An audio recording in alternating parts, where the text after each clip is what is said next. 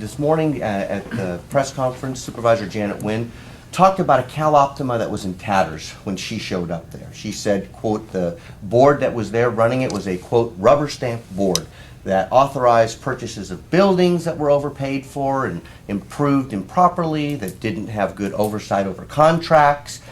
She basically described an agency in turmoil that she was able to turn around very, very quickly.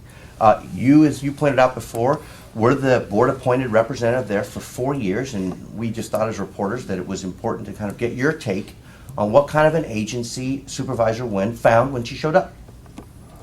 Well, it was an award-winning agency. So I don't think you can find anywhere that we were not running in an efficient manner.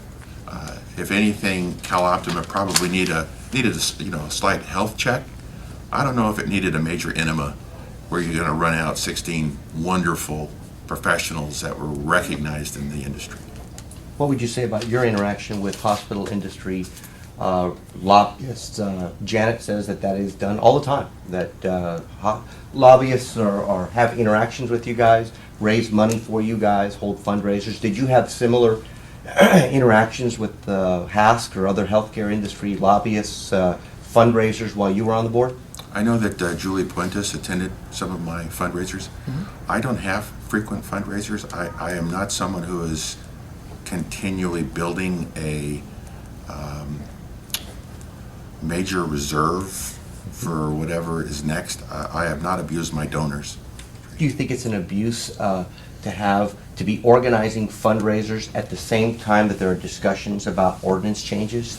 I think appearances speak for themselves. What did you think of the grand jury report? It confirmed my understanding of events. Well, what did you think in general of the grand jury report? I took it at face value. I mean, it says what it says, and it's very critical. My struggle with the grand jury report, and it's not a surrender, right, but folks, all they leave me with is questions. Wouldn't it have been a little easier to have included, Supervisor Nguyen or some of the people that have the explanation, compare the two, and give me some analysis? And I'm afraid that after all this, we're left with he said, she said.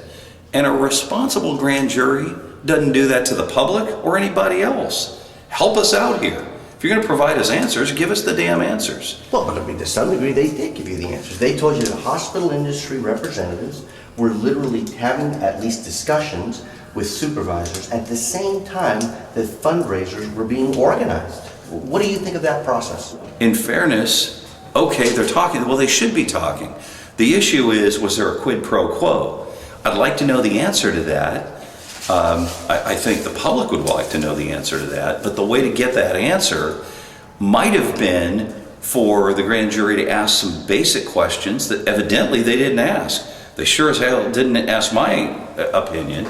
How about just ask, when was this thing planned? Who was involved in planning? They didn't ask all that, as far as I can tell.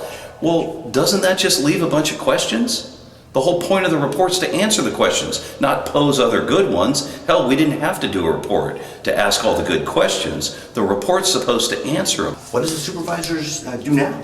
We're going to have a few basic options. One is to go back to the way the board was constituted before, because there seems to be some indication, although some disagreement amongst the current board members, that the old way seemed to have produced some pretty good results.